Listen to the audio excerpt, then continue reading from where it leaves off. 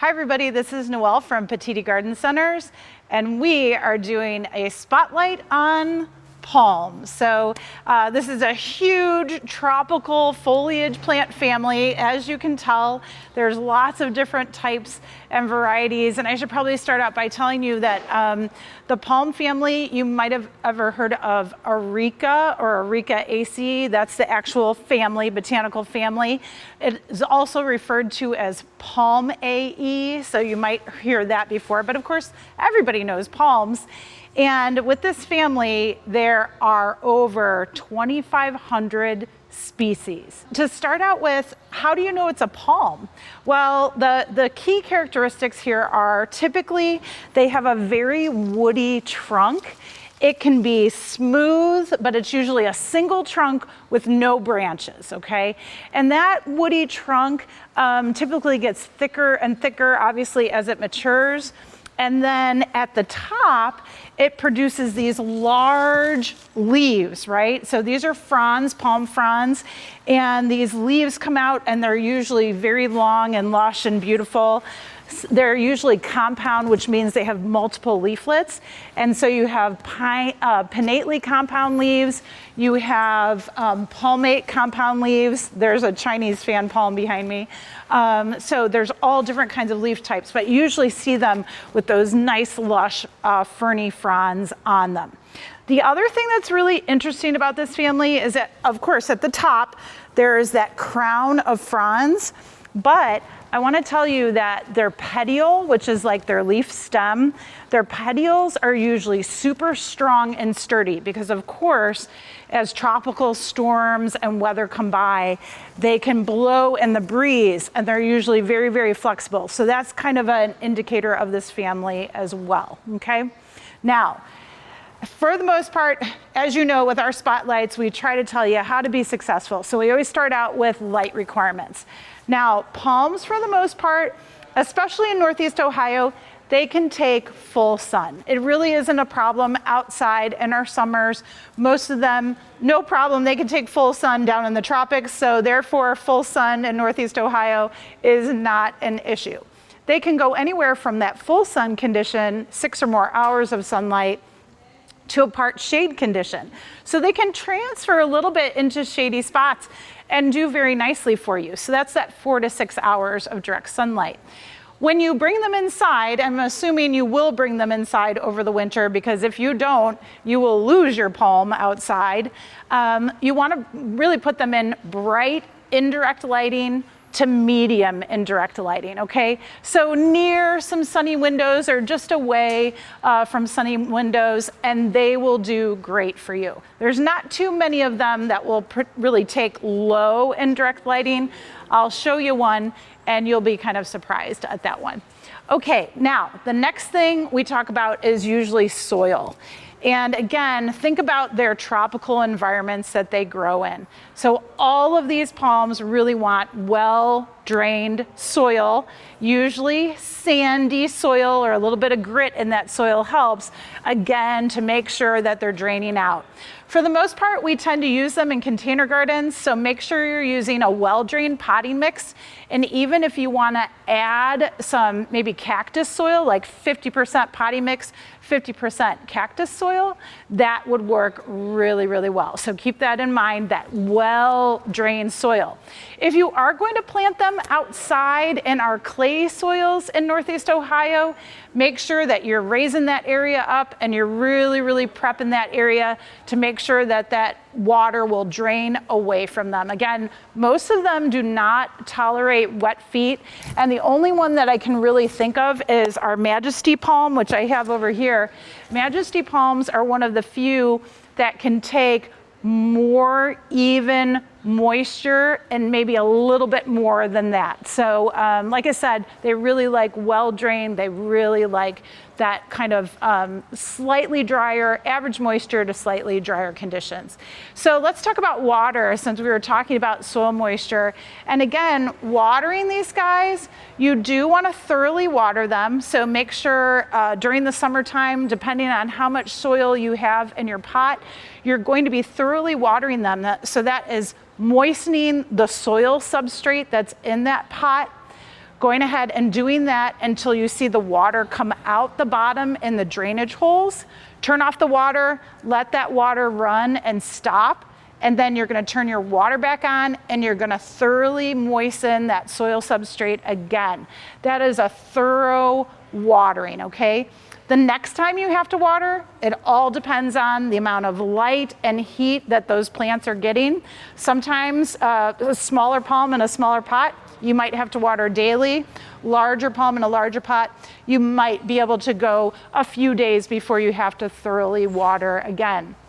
Your watering maintenance should change as you move the palms indoors. So at that time, you'd actually want your palms to go slightly dry in between waterings, so you're not overwatering them and really causing more of a root rot issue over those winter months. So keep that in mind. The other thing with water is increase your humidity around your palms. Outdoors, when we have nice humid days, they love that during the summertime. Indoors, try to copy that. So if you can increase humidity around the palms, you don't have to water as much, okay? And it also reduces other issues like brown tip, spider mites, those types of things as well. And you can always set your palm right on a tray of pebbles, create that humidity tray, so a tray of pebbles with some water right up to the top of the pebble line, place your pot right on it, and as that water evaporates, it just produces that nice humid condition for them that they enjoy. Okay, now fertilizer. Fertilizer, for the most part, palms do enjoy a good feeding. We'll typically use a slow release fertilizer, something like Osmocote. And in this case, you can use the pink cap Osmocote, works very, very well. If you're keeping your palms indoors year round as a houseplant, one application of pink Osmocote will work really for the entire growing season. If you do move them outdoors or use them outdoors like most of us do, then I would recommend 2 applications of pink Osmocote. You would usually apply the first in April and then the second usually July, okay? And that'll get you through the entire growing season. Okay, now with maintenance. So palms are fairly low maintenance, okay? They have this kind of notorious sort of people have problems with them, usually with brown tips and things, but it's really all about that humidity, the watering, and just kind of staying on top of them. But they don't need a lot of care, so they don't need to be doted on. And outdoors during the summer, they can be a slightly drought tolerant. So if they do get a little bit drier, that's okay. Don't worry about it, okay? And with this maintenance, when you see brown tips or dry tips, that's usually, again, an indication of drier soil conditions or low humidity. And you can take a clean, sharp pair of scissors and just go through and trim the tips. No problem whatsoever. If you see yellow fronds, so your leaves are starting to turn yellow, the petiole is starting to turn yellow, that's usually an indication of overwatering, okay? So do be aware of that. You don't want your fronds to turn yellow. It could also be an indication of low nutrient levels. So maybe you forgot to fertilize the palm, okay? So keep that in mind. The other thing about the fronds is once you see the 3 Ds, so we talk about diseased, damaged, or dead foliage, remove it, okay? And so you're going to use, again, clean, sharp pruning tools and go ahead and remove the frond, typically at the base or wherever you see the dry brown areas occur, okay? Whatever you do, don't prune into the top part of the palm trunk. That is a really active growing area. Again, the crown where all those fronds out. So whatever you do, do not prune into that area. And also, if you have a palm, let's say like this bottle palm, there's only 3 fronds on it because bottle palms really do produce very few leaves. That's kind of the nature of them. But if there's only 1 frond and it's not looking great, you really don't want to remove that one frond, because the young fronds that are coming out actually induce more growth for more fronds, okay? So just trim out the parts that don't look good and try to keep most of that frond available. Okay, so that's maintenance. This reminded me of, and I wanted to show you all on this cat palm, how palms really do like to be pot bound. So this is a plant that really enjoys a very snug fitting pot. You can see roots are starting to be exposed. There's some side shoots here on this palm as well.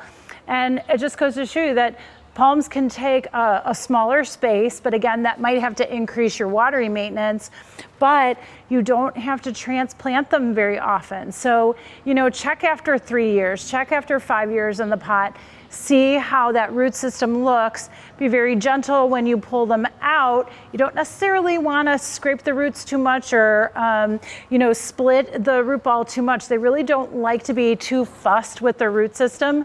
But other than that, they do like this type of aspect. So if you get a pot-bound palm, they're probably pretty happy. Now, let's talk about attributes really quickly. Drought tolerant, typically, okay? Not super, super, super dry, so don't let them go bone dry, but for the most part, drought tolerant out in our gardens, so that's great. Awesome container plant. We use them as these wonderful tropical fillers or specimen plants in pots or in the ground. No problem whatsoever. They love that role for the summertime, for the growing time. And really, I want to say after the last spring frost, no problem. You can bring them out, and bringing them back in, you know, after they get a light fall frost, 1 or 2 light fall frosts, then you're going to bring them back inside. So for that time period, mid-May to about mid-October, no problem, outside, great, okay? The other thing that we love about them, again, is that they're easy. They really are, if they're taken care of the way that they should be. So just keep that in mind. And for the most part, they're pretty deer resistant. The thicker and the sharper the blades, the better, don't get me wrong. But that's a really good thing for us when we have deer visiting our gardens often. Okay, now, lots of different families. Let's go over these species. And I kind of wanted to position these that on this side and behind me are mostly the ones that really like sunny areas, no problem. And again, full sun to part shade with these. These guys can take a little bit more shade, so I'm going to point those out to you. And then I also have 2 very common plants that we talk about and kind of lump in with the palm family, and I'll mention those in just a bit. But we always lump them in, but they're actually not palms at all, so I'll go over those really quick. Okay, for the most part, beautiful silver palm right here is called a Bismarck, gray Bismarck, silver Bismarck, or Bismarckia palm. Beautiful, big palmate leaves, obviously, gorgeous blue-green color, really, really beautiful, okay? This one in front of me is actually a phoenix palm. They're also known as date palms, so if you've ever heard of pygmy date or canary date palm, that's this plant here. It looks like it has kind of a growing out of a pineapple, actually, but it is a true trunked palm, and the leaves are really, really thin and kind of feathery. So we love that for that sort of tropical nature, okay? These palms can get larger, don't get me wrong, but when we're growing them in Northeast Ohio, taking them out for the summer, bringing them in for the winter, they tend to stay a little bit smaller, obviously, than what they're growing in their native regions, okay? This one right here is an Adonidia palm. It's very, very common. Beautiful thick trunks here, beautiful long fronds with the Adonidia. I'm going to tell you that it's also known as the Christmas palm because it actually, when it gets a little bit more mature, it produces little white flowers, and then those flowers actually produce a bright red berry around the holidays. There you go, there's your Christmas palm, okay? So Adonidia. I have spindle palm back behind this, and I'm going to shake it a little bit. Again, a large palm that has a very, very central trunk to it, and it is a relative of this bottle palm here. So again, you see that big central trunk, and then just a few fronds coming out the top. So really cool varieties. I want to tell you with the spindle palm and the bottle palm, they have this beautiful sort of pinky red coloring when they're younger and those new fronds come out. So you'll see that on these palms, and that's very indicative of that species. Right in front of me, I have a little coconut palm. And so coconut palms, the true producers of coconuts, can be very large palm trees. They tend to have a little bit of a bend in their trunk. They do produce fruit, typically around 6 to 10 years of maturity.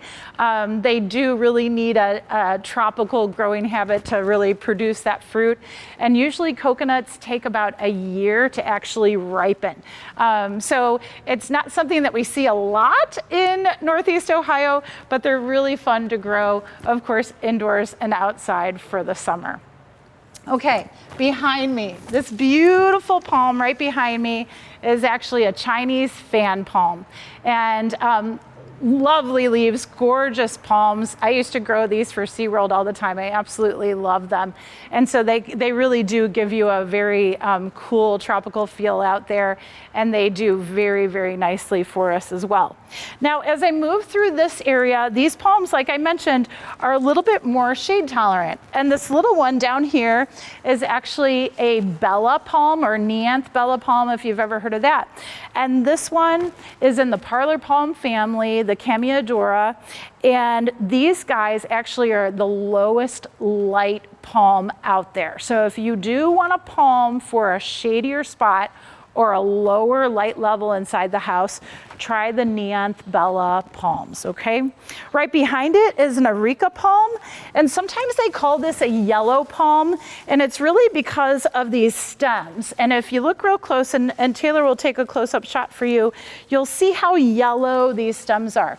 Now, when palms haven't developed a single trunk yet, and they have multiple sort of reed-like stems like this, these types of palms can take a little bit more moisture, okay? So that's a good indication too. When you have a solid woody trunk, they don't need as much moisture, still average to slightly dry. But when they have more of a reedy trunk where they have multiple trunks, they can take a little bit more moisture, okay? So keep that in mind with the Arecas or the yellow palms. And then another close relative of the Areca here is the Majesty. So now I'm really under the Chinese fan palm, but the Majesty palms, I'll tell you, are very, very popular again because they like that partially shaded area. They can take full sun, don't get me wrong, but they like to be a little bit more moist, okay? So if you're a waterer and you enjoy watering, that might be a great palm for you to bring home and take care of, the Majesty, okay? Down here, I also have a cat palm. So cat palms, again, look all very similar. Neanth Bella palm, the Areca palm, cat palm. So do look for those guys. Again, just a little bit more shade tolerant. I forgot about the foxtail fern, folks. So look at this one right here. It kind of looks similar to some of the fishtail ferns, but foxtail has these long fronds, beautiful wedge-shaped leaflets on it. It really is an easygoing palm. Average care for that one too. They can get pretty tall, as you can tell, but really cool. And then I wanted to point out over to the side here, we have those two types of plants that are not in the palm family, but we lump them in there. And you see a ponytail palm here closest to me, which is actually in the agave family. And then you see a king sago palm. That's actually a cycad. So that's one of those super prehistoric plants that has been around for, you know, thousands of years. But it's a really, really cool plant to grow and will grow very well in the same conditions as all of your other palms. These two, however, do water them thoroughly and let them go bone dry before you add more water, okay? So just two cool families that'll kind of lump right in to all of these other palms. You just need some full sun to part shade or bright indirect light to medium indirect light for them to do well. Make sure that you are feeding them. They do really like their fertilizer, so go ahead and feed them with Osmocote pink formula. And watering, average moisture to slightly dry for the most part, and you'll be ready to go. Enjoy your palms.